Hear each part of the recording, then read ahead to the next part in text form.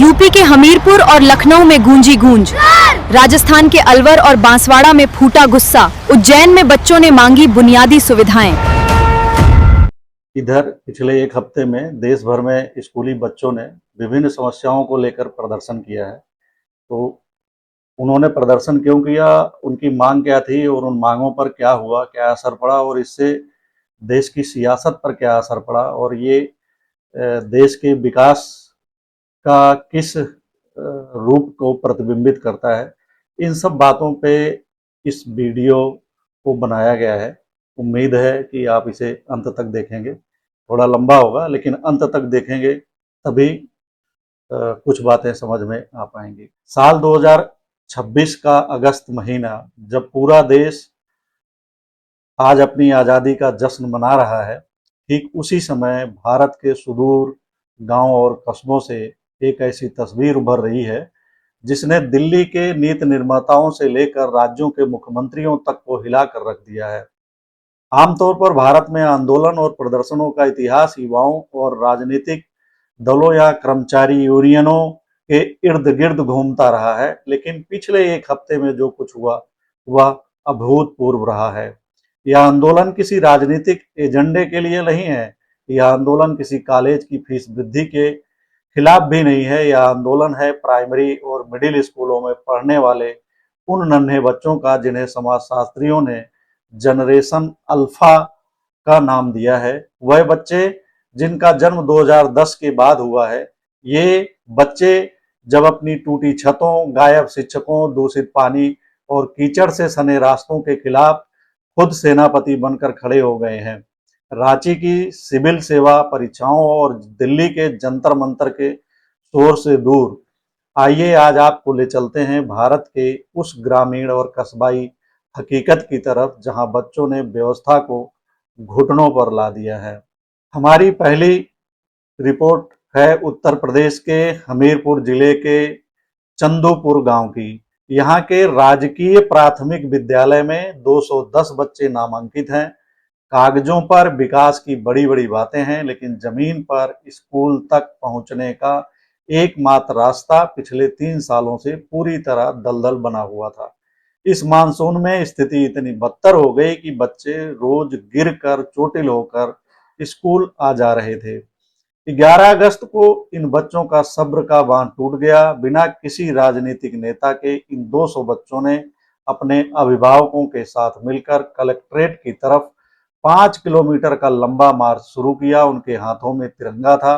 प्रशासन ने पहले इसे सामान्य माना, लेकिन जब तस्वीरें सोशल मीडिया पर वायरल हुई तो न्यायपालिका को बीच में आना पड़ा।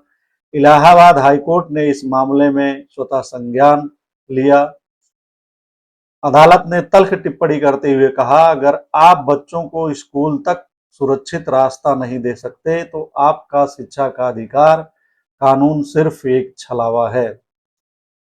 कोर्ट के इस फटकार के ठीक 1 घंटे के भीतर यूपीपीडब्ल्यूडी ने 1,81,00,000 रुपए का आपातकालीन फंड जारी कर सड़क का काम युद्धस्तर पर शुरू कराया है। हमीरपुर से थोड़ा आगे राजधानी लखनऊ के जय नारायण स्कूल का नजारा अलग ही दिखा। यहाँ 12वीं बोर्ड के करीब 450 छात्र छात्राओं ने 14 अगस्त को एक मुख्य चौराहे को पूरी तरह जाम कर दिया। कारण था बोर्ड परीक्षाएं मात्र कुछ महीने दूर हैं, लेकिन स्कूल में गणित, भौतिकी और अंग्रेजी के शिक्षक ही नहीं है। आधे से ज्यादा कोर्स अधूरा है। बच्चे किताबों के साथ सड़क पर बैठ गए। इत्तेफाक से वहां से गुजर रहे समाज कल्याण मंत्री असीम अरुण को अपनी गाड़ी रोकनी पड़ी। जाम में फंस गए। उन्होंने ऑन स्पॉट जिला विद्यालय निरीक्षक को फोन मिलाया और 48 घंटे के भीतर 3 एडहॉक शिक्षकों की नियुक्ति करवाई। सवाल यह उठता है कि क्या हर बार शिक्षकों की नियुक्ति के लिए बच्चों को पढ़ाई छोड़कर चौराहों पर बैठना होगा? उत्तर प्रदेश ही नहीं, देश भर के सरकारी स्कूलों, खास करके प्राइमरी और मिडिल हाई स्कूल स्कूलों की हालत बेहद खराब है। कहीं पर भवन नहीं है तो कहीं पर शिक्षक नहीं है, कहीं पर एक शिक्षक के भरोसे 5-5 कक्षाएं चल रही हैं। तो यह स्थिति बेहद खतरनाक हो गई है।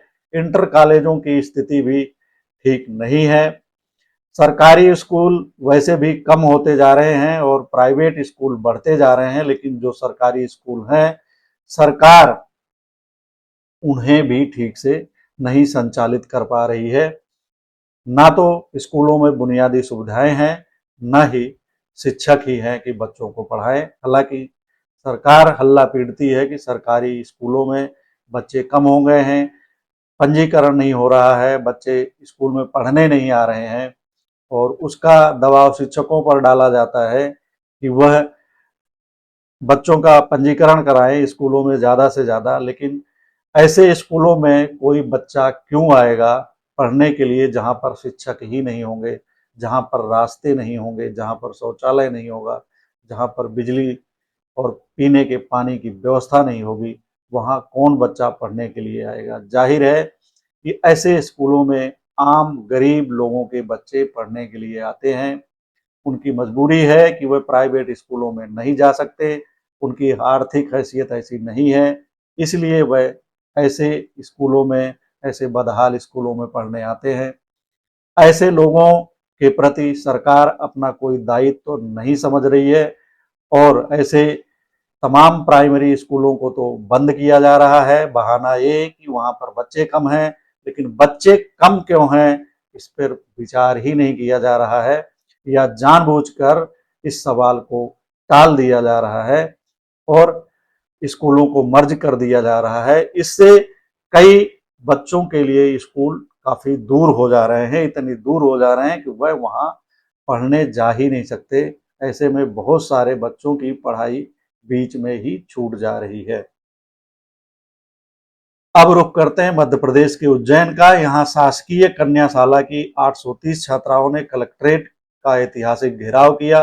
प्रशासन ने एक तुगलकी फरमान जारी किया था कि इस स्कूल को स्मार्ट सिटी प्रोजेक्ट और वीआईपी मूवमेंट का हवाला देकर शहर से 10 किलोमीटर दूर एक सुनसान बाहरी इलाके में शिफ्ट किया जाएगा। छात्राओं का गुस्सा जायज था। मध्य सत्र यानी कि मिड सेशन में स्कूल बदलने से न सिर्फ उनकी पढ़ाई बाधित होती, बल्कि दूरदराज के इलाकों में शाम की शिफ्ट में घर लौटते समय उनकी सुरक्षा पर भी बड़ा खतरा मंडरा रहा था। इन 800 लड़कियों के चट्टानी इरादों और चौतरफा जन समर्थन के आगे उज्जैन कलेक्टर को झुकना पड़ा और शिफ्टिंग के आधिकारिक आदेश को तत्काल प्रभाव से सस्पेंड करना पड़ा। इस तरह के तुगलकी फरमान जारी किए जा रहे हैं। जाहिर है यदि यह स्कूल 10 किलोमीटर दूर चला जाता तो 800 लड़कियों की पढ़ाई प्रभावित होती, और इसमें से अधिकतर लड़कियों की पढ़ाई छूट भी जाती। लेकिन इसकी परवाह सिस्टम को नहीं थी, कलेक्टर को नहीं थी, सरकार को भी नहीं है।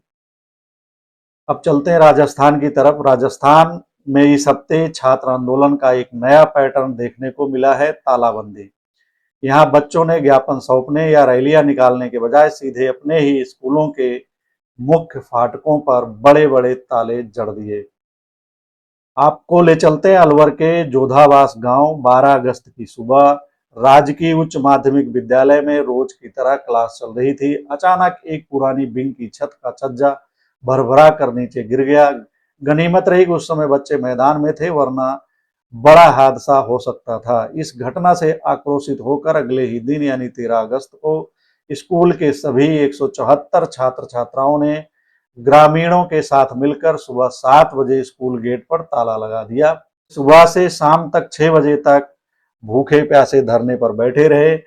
उनकी दो ही मांगे थी, पहली इस जर्जर और जानलेवा इमारत को तुरंत ध्वस्त किया जाए, और दूसरी स्कूल में खाली पड़े सीनियर टीचर्स के 5 पदों को तुरंत भरा जाए। यहाँ भवन और टीचर दोनों का मसला था। यही कहानी बांसवाड़ा और बूंदी जिलों में भी दोहराई गई। बांसवाड़ा के एक ग्रामीण स्कूल में महीनों से अंग्रेजी और विज्ञान के शिक्षक नहीं थे। यहाँ के बच्चों ने न सिर्फ स्कूल में तालाबंदी की, बल्कि पास के स्टेट हाईवे को भी ब्लॉक कर दिया। प्रशासन ने स्थिति की गंभीरता को भांपते हुए शिक्षा निदेशालय बीकानेर से संपर्क किया और महज 12 घंटे के भीतर 6 नए शिक्षकों को डिपुटेशन यानी प्रतिनियुक्ति पर भेजने का लिखित आदेश जारी किया, जिसके बाद बच्चों ने ताला खोला। इस प्रदेश व्यापी तालाबंदी ने राजस्थान स्कूल शिक्षा परिषद को हिलाकर रख दिया। सरकार ने तुरंत एक आपातकालीन सर्कुलर जारी कर राज्य के सभी जिला शिक्षा अधिकारियों को निर्देश दिया कि 30 वर्ष से पुराने सभी स्कूल भवनों का अगले 15 दिनों के भीतर स्ट्रक्चर सेफ्टी ऑडिट किया जाए। लेकिन क्या यह ऑडिट इस हादसे से पहले नहीं हो जाना चाहिए था? स्कूलों को ठीक करने के लिए हर साल सरकार फंड देती है, वो पता नहीं कहाँ गायब हो जाता है, उसका कोई हिसाब किताब नहीं लगाया जाता है और इसी तरह स्कूल बदहाल रहते हैं और वहाँ पे बच्चों को पढ़ना पड़ता है अपना जान जोखिम में डालकर। भौगोलिक रूप से जितने अलग हैं उतनी ही अलग यहाँ के बच्चों की समस्याएं हैं। बात उत्तराखंड की है। उत्तराखंड के ऊधम सिंह नगर जिले के खटीमा में बच्चों का गुस्सा फूट पड़ा। यहाँ के एक सरकारी स्कूल में दूषित पानी पीने की वजह से 14 बच्चे एक साथ डायरिया और पेट दर्द का शिकार होकर अस्पताल पहुंच गए। इसके बावजूद प्रशासन नहीं जागा। 11 अगस्त को ठीक हुए बच्चों और उनके सहपाठियों ने स्कूल परिसर के भीतर ही अनिश्चितकालीन धरना शुरू कर दिया। उमस भरी गर्मी में बिना पंखों के और दूषित पानी के बीच पढ़ने को मजबूर बच्चों ने मिड डे मील का बहिष्कार कर दिया। बच्चों का आरोप था कि उन्हें जो खाना दिया जाता है उसमें कीड़े मिलते हैं और इस प्रदर्शन के बाद स्वास्थ्य विभाग की टीम दौड़ी दौड़ी स्कूल पहुंची। जल संस्थान ने तुरंत नया बोरवेल और आरओ प्लांट लगाने की मंजूरी दी। ये काम पहले भी किया जा सकता था, लेकिन जब बच्चों ने प्रदर्शन किया, विद्रोह किया, बीमार पड़े, उसके बाद प्रशासन और शासन को यह चीज दिखाई दी। लेकिन सबसे दिल दहला देने वाली रिपोर्ट आई है छत्तीसगढ़ के कांकेर जिले से। नक्सल प्रभावित और घने जंगलों से घिरे इस इलाके में बच्चों की लड़ाई किसी जर्जर भवन से नहीं बल्कि साक्षात मौत से थी। यहाँ के एक ग्रामीण स्कूल के आसपास पिछले कुछ हफ्तों से भालुओं और तेंदुओं का मूवमेंट बहुत ज्यादा बढ़ गया था। स्कूल की चार दीवारी जगह जगह से टूटी हुई थी, जिससे जंगली जानवर कभी भी स्कूल परिसर में घुस जाते थे। हाल ही में स्कूल आते समय भालू के हमले में 2 मासूम भाई बहन की जान चली गई। इस खौफनाक माहौल के बीच बच्चों ने स्कूल जाने से मना कर दिया और स्कूल के मुख्य द्वार पर ताला लगा दिया। बच्चों का एक ही बैनर था, हमें पढ़ने के लिए जिंदा रहना जरूरी है, पहले बाउंड्री वॉल बनाओ। यह प्रदर्शन इतना भावुक और गंभीर था कि स्थानीय विधायक और जिला प्रशासन ने मुख्यमंत्री समग्र विकास योजना के तहत तुरंत 12 लाख की राशि बाउंड्री वॉल के लिए स्वीकृत की। आज स्थिति यह है कि वन विभाग के गार्ड्स को विशेष रूप से स्कूल टाइमिंग के दौरान वहां गश्त के लिए तैनात किया गया है। सोचिए, यदि बच्चे प्रदर्शन नहीं करते तो यह सुविधाएं उन्हें नहीं मिलती। जब देश के 7 से अधिक राज्यों में स्कूली बच्चे इस तरह सड़कों पर उतर रहे हों तो केवल स्थानीय प्रशासनिक विफलता नहीं कहा जा सकती इसे, यह एक राष्ट्रीय नीतिगत संकट, नेशनल पॉलिसी क्राइसिस कहा जाएगा इसे। भारत का संविधान 86वें संशोधन के तहत अनुच्छेद 21A के जरिए 6 से 14 वर्ष के हर बच्चे को मुफ्त और अनिवार्य शिक्षा का मौलिक अधिकार देता है। लेकिन क्या केवल स्कूल की एक इमारत खड़ी कर देना ही शिक्षा का अधिकार पूरा हो जाता है उससे? जाहिर है कि सवाल यही है कि ऐसा बिल्कुल नहीं है। पढ़ाई के लिए स्कूल भवन के अलावा उसमें सारी बुनियादी सुविधाएं भी होनी चाहिए। पीने का पानी, शौचालय तो होना ही चाहिए। पढ़ाने के लिए पर्याप्त और तय शिक्षक जरूर होने चाहिए। इस देशव्यापी आक्रोश को देखते हुए राष्ट्रीय मानवाधिकार आयोग बहुत सख्त कदम उठाया। आयोग ने उत्तर प्रदेश, मध्य प्रदेश, राजस्थान के मुख्य सचिवों को एक कड़ा नोटिस जारी करते हुए 4 सप्ताह के भीतर एक्शन टेकन रिपोर्ट मांगी है। आयोग ने अपने बयान में स्पष्ट कहा है कि बच्चों को जान जोखिम में डालकर जर्जर भवनों में पढ़ने के लिए मजबूर करना या उन्हें स्कूल तक पहुंचने के लिए दलदल से गुजारना उनके गरिमापूर्ण जीवन जीने के अधिकार का सीधा उल्लंघन है। जनाब, ये जो आयोग है, मानवाधिकार आयोग, बहुत देर से जागे। तमाम जगहों पर लोगों के मानवाधिकार आयोग का उल्लंघन हो रहा है, लेकिन इनको ना तो दिखाई देता है, ना ही सुनाई देता है, ना ही कभी ये बोलते नजर आते हैं। इधर जब बच्चों ने इतना प्रदर्शन किया तो इन थोड़ा नींद से जागे और एक ये जो है औपचारिकता निभा दी है, इससे कुछ होने जाने वाला नहीं है। जबकि इनका काम है कि जब भी ऐसी खबरें आए तो कम से कम इन्हें मुंह खोलना चाहिए, आवाज उठानी चाहिए और जो अपने इनके अधिकार है उनका प्रयोग करना चाहिए। हालांकि उधर राष्ट्रीय बाल अधिकार संरक्षण आयोग जो बच्चों के अधिकारों के लिए बना हुआ है, उसकी भी नींद खुली। उसने भी सभी राज्यों के शिक्षा सचिवों को चेतावनी दी है कि यदि किसी भी स्कूल में बुनियादी सुविधाओं जैसे लड़कियों के लिए अलग शौचालय, स्वच्छ पेयजल और स्ट्रक्चरल सेफ्टी सर्टिफिकेट की कमी पाई गई तो सीधे जिला शिक्षा अधिकारी को व्यक्तिगत रूप से जिम्मेदार माना जाएगा और उनके खिलाफ कानूनी कार्रवाई की जाएगी। ये जनाब जो राष्ट्रीय बाल अधिकार संरक्षण आयोग है, पूरा इनके पास अमला है, तामझाम है, लेकिन इनको प्रदर्शन होने से पहले कुछ भी दिखाई नहीं दिया। कम से कम जाते, कुछ स्कूलों को देखते और कोई कार्रवाई करते तो ऐसी स्थिति तो नहीं बनती। और उम्मीद की जा सकती है कि आगे ये कुछ करेंगे, उम्मीद ही की जा सकती है, लेकिन ये पक्का यकीन है कि ये ऐसा कुछ भी नहीं करने वाले हैं। ये केवल यहाँ पे तैनात लोग वेतन लेते हैं, लेकिन जिसलिए इनकी तैनाती की गई है और जनता के पैसे से इनका जो वेतन दिया जाता है वो सब बेकार चला जाता है, उसके लिए यह कोई भी काम नहीं करते हैं। डेटा पर नजर डालें तो भारत सरकार के समग्र शिक्षा अभियान के तहत हर साल हजारों करोड़ रुपए राज्यों को दिए जाते हैं, लेकिन इसका एक बड़ा हिस्सा प्रशासनिक खर्चों और कागजी योजनाओं में सिमट कर रह जाता है। यही कारण है कि आज केंद्रीय शिक्षा मंत्रालय को सभी राज्यों को एक नई एडवाइजरी जारी करनी पड़ी है, जिसमें स्पष्ट निर्देश है कि कुल बजट का कम से कम 25% हिस्सा सीधे तौर पर स्कूलों के जीर्णोद्धार, सुरक्षा और पेयजल सुविधाओं पर खर्च किया जाना चाहिए। तो इनकी भी नींद जागी है, नींद से जगे है, नींद टूटी है, तो ये एक आदेश जारी कर दिया है, लेकिन इस पर कितना अमल होता है ये आने वाला समय ही बताएगा।